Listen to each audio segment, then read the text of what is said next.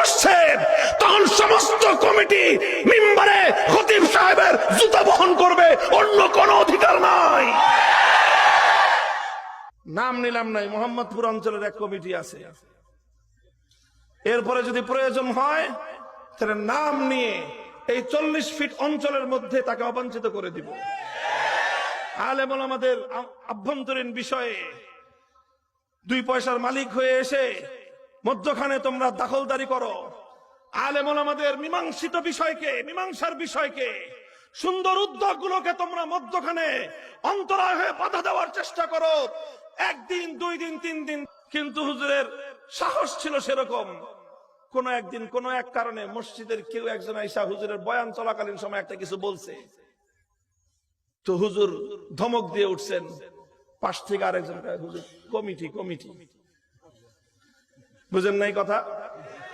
যে মসজিদের মিম্বারে খতিব বয়ান দিতেছে, আর এক বেটা মাঝখান থেকে কথা বলছে বলে হুজুর ধমক দিছে, আরেকজন পরিচয় দেয় কি কমিটি। হুজুর বলছেন কমিটি কি জিনিসের নাম?